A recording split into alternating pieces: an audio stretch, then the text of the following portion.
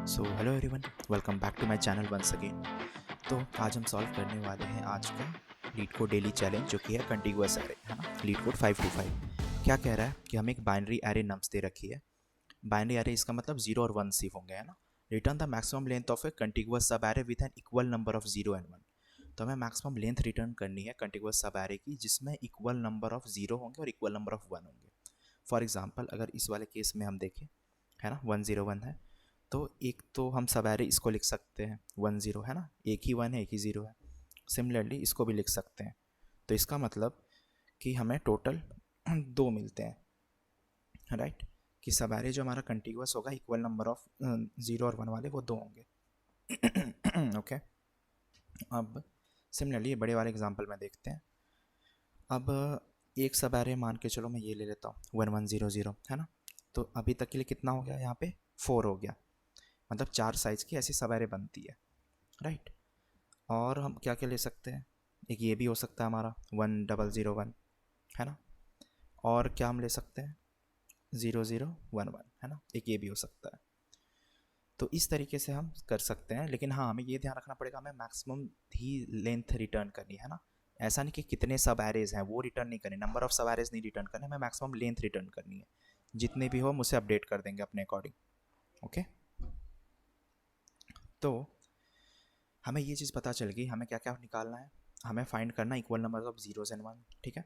तो अब हम एक चीज़ अगर सोच सकें कि जहाँ जहाँ पे ज़ीरो है ना, अगर हम वहाँ वहाँ पे -1 अगर कर दें तो क्या चेंजेस आएंगे इसमें, है ना। तो एक और एग्जांपल ले लेता हूँ मैं, 0 0 1 और 1, है ना। तो अगर जहाँ जहाँ ज़ीरोज़ है ना, वहाँ वहाँ अगर हम -1 रख लेते हैं, तो अगर इक्वल नंबर ऑफ सब एरेज होंगे या फिर इक्वल लेंथ की होगी, तो वो तो ज़ीरो कर देगा, है ना। जैसे मान के चलो ये 10 था, अगर यहाँ पे मैंने -1 दे दिया, है ना, इस वाले पार्ट पे अगर मैंने -1 दे दिया, तो अगर सब एरेज की कैलकुलेशन होगी तो कितनी होगी, 1 - 1 0 हो जाएगी, राइट। तो यहाँ तक ये चीज़ें क्लियर है। मतलब क्या होगा, जब भी हम ज़ीरो देखेंगे हम -1 ऐड कर देंगे, है ना, राइट। तो और अगर हमें सब एरे मिल गया जिनका सम ज़ीरो है ना, अगर उनका सब एरे का सम ज़ीरो हो जाता है, तो हम कह सकते हैं कि हमें ऐसे सब एरे मिल चुका है जहाँ पे इक्वल नंबर ऑफ ज़ीरो और इक्वल नंबर ऑफ वंस हैं, राइट। तो अब हम कैसे इसको करेंगे, तो हम प्रीफिक्स सम जैसी चीज़ों का यूज़ करते आ रहे हैं ना, इस पूरे हफ्ते लगभग हमने पढ़ाई है उसको। तो यहाँ भी लगभग वैसा ही हम यूज़ कर रहे होंगे। अब जैसे मान के चलो, इसका अगर हम प्रीफिक्स सम कैलकुलेट करें, है ना। हाँ, बस हमें ये ध्यान रखना होगा कि ज़ीरो के लिए हम -1 का यूज़ कर रहे होंगे। ओके। तो इनिशियली अब ज़ीरो होगा, तो अभी क्या हुआ, इस वाले पॉइंटर के लिए 1। ओके, 1 ऐड हो चुका है हमारा। नेक्स्ट के लिए हम 2 कर देंगे। ओके, फिर ये हटेगा, हम यहाँ आएंगे, अगेन 3। अब क्या होगा, जैसे हम ज़ीरो पे गए इसका मतलब एक माइनस करेंगे, तो 3 से हम वापस 2 पे आ गए, है ना। अगेन हम अगले वाले पे गए ज़ीरो पे, तो वो अगेन -1 कर देगा, तो ये 1 हो जाएगा, है ना। फिर हम अगेन 1 पे गए तो इसको 2 कर देगा, फिर हम अगेन 1 पे गए तो ये 3 हो गया, राइट। अब सवाल तो ये रहा होगा कि यार यहाँ पे तो सम ज़ीरो नहीं आया हमारा, है ना।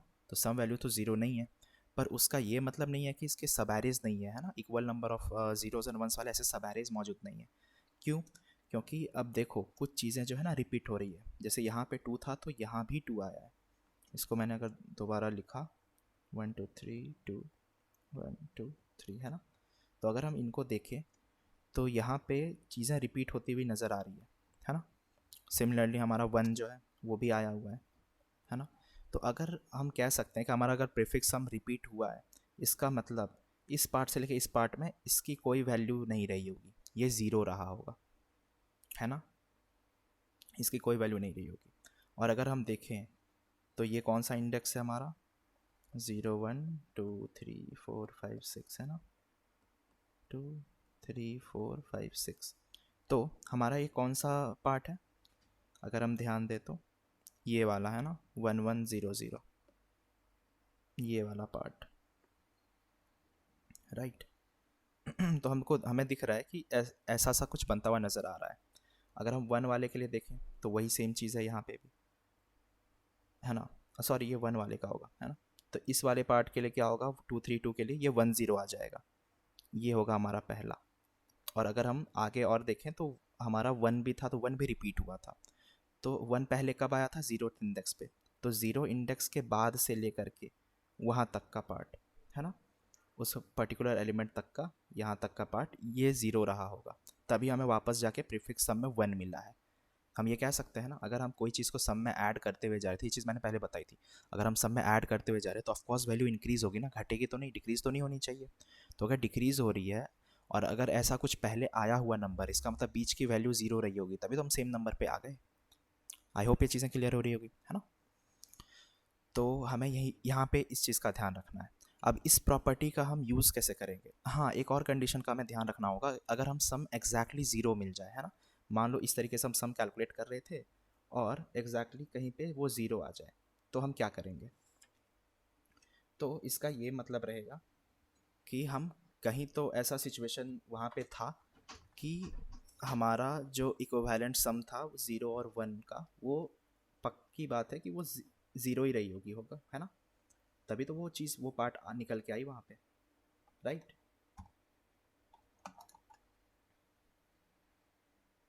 एक सेकेंड। ओके। तो मैं क्या कह रहा था कि अगर हमारा स्टार्टिंग पोजीशन से, मतलब अगर हम देखें कि अगर हमारा कोई पार्ट यहाँ पे सपोज ज़ीरो आ गया, है ना, इधर एंड होते होते, तो हम ये कह सकते हैं कि स्टार्टिंग पोजीशन से लेके वहाँ तक उस पर्टिकुलर जो भी हमारा ith इंडेक्स होगा, है ना, वहाँ तक वो पक्की बात है कि सारे ही इक्वल नंबर्स ऑफ वन और ज़ीरो होंगे, तभी तो घट खत्म होकर के खुद ही ज़ीरो हो गए, है ना। तो एक वो केस का हमें ध्यान रखना है। तो अब हम क्या करेंगे, इस प्रॉपर्टी का यूज़ करेंगे इस क्वेश्चन को सॉल्व करने के लिए, है ना। हम क्या करेंगे ना, सम के वैल्यूज़ को ध्यान में हमें रखना पड़ेगा, राइट, कि प्रीवियस सम कितना है तो उसे हमें स्टोर करके रखना पड़ेगा, है ना। तो अब स्टोर करने का सबसे बेस्ट तरीका क्या होता है, अभी तक हम जो देखे थे वो था हैश मैप, है ना। उसके अंदर हम की वैल्यूज़ पेयर रख सकते हैं, है ना। अब हैश मैप में क्योंकि हमें उस सम और उस इंडेक्स दोनों को स्टोर करके रखना पड़ेगा कि कहाँ कौन से इंडेक्स तक के लिए कौन सा सम कहाँ तक आया हुआ है। तो इस चीज़ को स्टोर करने के लिए सबसे बेस्ट तरीका हमारे पास हैश मैप होता है ना। तो आई होप ये वाला प्रीफिक्स सम वाला अप्रोच क्लियर होगा, है ना, कि किस तरीके से हम यहाँ पे चीज़ों को आगे लेकर के चलेंगे। ओके। तो अब हम क्या करते हैं, मैप वाले कंसेप्ट का यूज़ करते हैं। तो अब मैप को हम कैसे यूज़ करेंगे देखते हैं, है ना। तो हमारा इंडेक्स था 1100 110111, है ना, ऐसा सा था। तो ये हम इंडेक्स मार्क कर लेते हैं 678। ओके। तो एक हम यहाँ पे रखेंगे अपने पास लॉन्गेस्ट सब एरे, है ना, जो कि अपनी वैल्यूज़ को अपडेट करता हुआ रहेगा, और एक हमारे पास रहेगा यहाँ पे सम, ठीक है। और जो हमारा मैप रहेगा वो यहाँ पे रहेगा, ऐसा सा मान के चलो, है ना, जो कि यहाँ पे की रहेगा, और एक वैल्यू हम मान के चलो यहाँ पे रखेंगे, इसके अंदर इंडेक्स होंगे। ओके। तो अब क्या होगा देखते हैं। तो हम सिमिलरली सम उसी तरीके से निकालते हुए चलेंगे, इनिशियली सम हमारे पास ज़ीरो रहेगा, है ना। उसके बाद अब क्या होता जाएगा, पहले इंडेक्स पे हम गए तो सम कितना हो गया, ज़ीरो से वन हो गया, है ना। और हम मैप के अंदर भी डालते जाएंगे, तो मैप के अंदर हमारी वन वैल्यू के लिए, वन की के लिए कितनी वैल्यू इंडेक्स है, ज़ीरो है ना। अगेन हम गए अगले वाले वन पे, अब कितनी सम है हमारे पास, टू है ना। तो हम अगेन टू को यहाँ पे स्टोर करेंगे, टू के लिए कितना इंडेक्स है हमारे पास, वन है।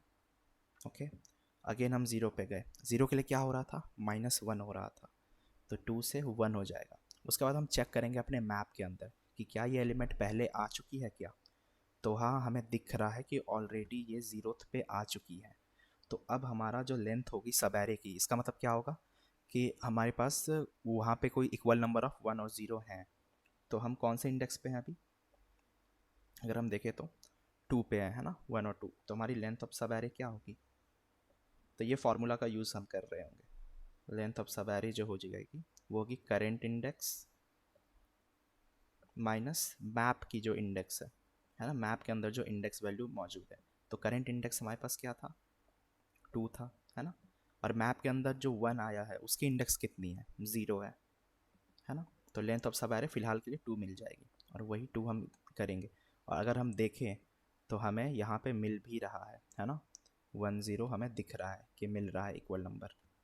ओके, अब हम मूव करते हैं अगले एलिमेंट के लिए सिमिलरली। तो यहाँ हटा, फिर हम यहाँ पे आ गए। ओके, तो अब ये 1 से अगले ज़ीरो के लिए क्या होगा, और -1 हो जाएगा, 0 हो जाएगा। अब याद करो मैंने ज़ीरो के लिए क्या किया, कहा था कि अगर ज़ीरो मिल गया इसका मतलब इक्वल नंबर्स ऑफ ज़ीरोज़ और 1 होंगे वहाँ तक। और अगर हम देख पाएँ तो वही तो हो रहा है, देखो इक्वल नंबर ऑफ 1 और 0 हमें दिख रहा है ना। तो अगर हमें 0 मिल गया इसका मतलब equal number of zeros and 1 है, तो हम सारे वैल्यूज़ को रख लेंगे वहाँ तक के, है ना, स्टार्ट से लेके करेंट इंडेक्स तक। तो ऐसे केसेस में हम क्या करेंगे, अपने करेंट इंडेक्स +1 कर देंगे, है ना। तो हमारा जो वैल्यू होगा, करेंट इंडेक्स फिलहाल के लिए क्या था हमारे पास, 3 था, तो 3 + 1 विच इज़ 4।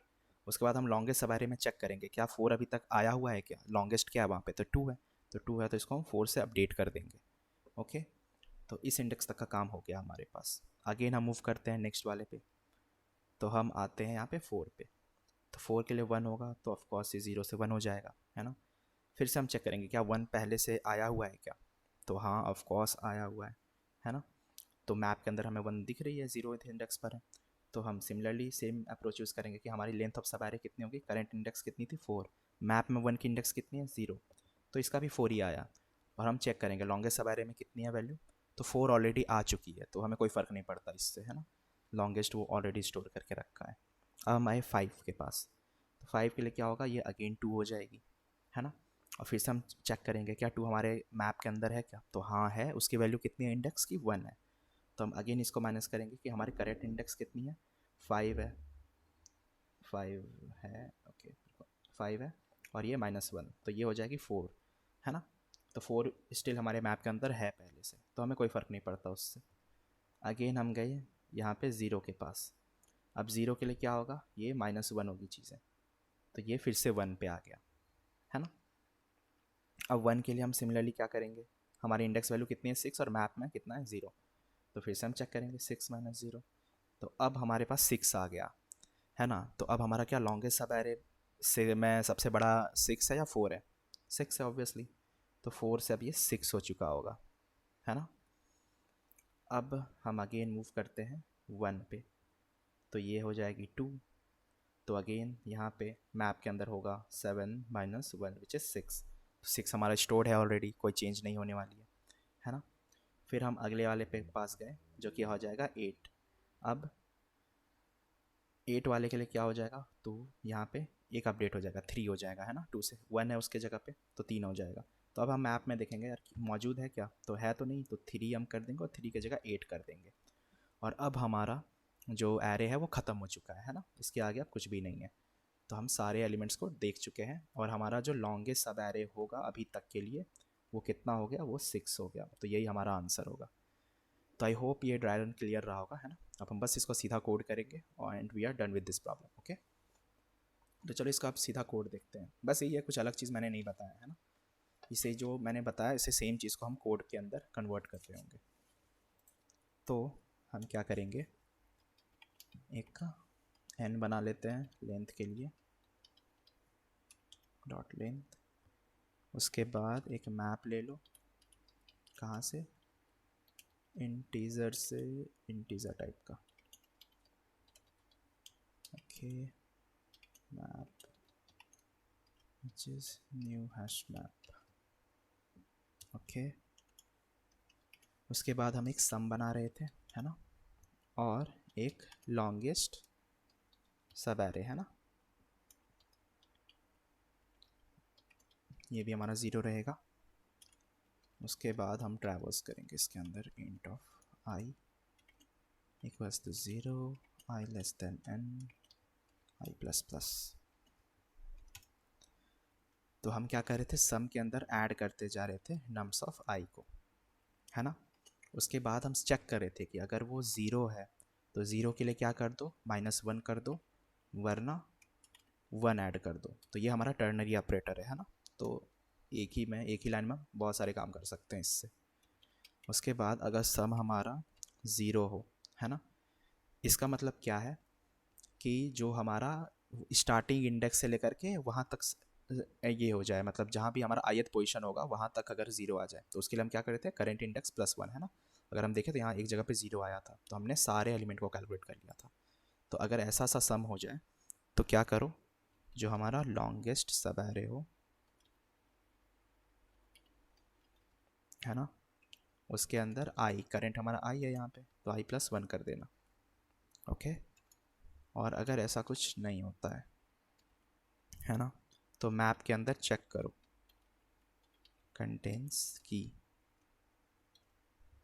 वो सम का, है ना, अगर वो सम वहाँ पे मौजूद है तो क्या करो, लॉन्गेस्ट सब एरे, इसको अपडेट हम करते हुए जाएंगे कि जो सबसे मैक्सिमम होगा, math.max, तो लॉन्गेस्ट सब एरे,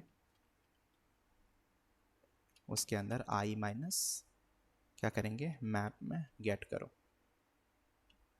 है ना, उस सम को हम वही कर रहे थे, है ना। लेंथ ऑफ सब एरे हमारी करेंट इंडेक्स माइनस जो मैप की इंडेक्स थी, राइट, क्लियर है। उसके बाद जो हम एल्स में गए, अगर ऐसा कुछ नहीं तो सीधा मैप के अंदर पुट कर दो उस पर्टिकुलर सम को और उसकी इंडेक्स को, है ना। और बस हम फाइनली रिटर्न कर देंगे अपना लॉन्गेस्ट सब एरे। ओके, मैं टेस्ट करके देखते हैं।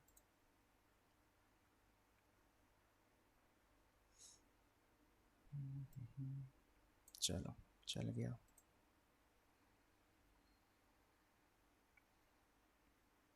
बढ़िया, तो हमारा ये कोड काम कर रहा है। तो आई होप ये सॉल्यूशन क्लियर होगा, है ना। इसमें कुछ भी बड़ी सी चीज़ नहीं थी। अगर हम ये वाला पार्ट हमारे लिए क्लियर रहा होगा, है ना, कि किस तरीके से हम चीज़ों को अप्रोच कर रहे हैं, तो आई डोंट थिंक इसमें कोई भी डाउट बचनी चाहिए, है ना। अगर स्टिल बच जाती है तो फिर पता ही है, कमेंट सेक्शन है हमारे पास, है ना। अब वहाँ बता सकते हो कहाँ पे किस पार्ट में डाउट है। बाकी फिर हम मिलते हैं अगली वीडियो में, तब तक के लिए keep learning, keep coding, keep exploring, see you guys in the next video.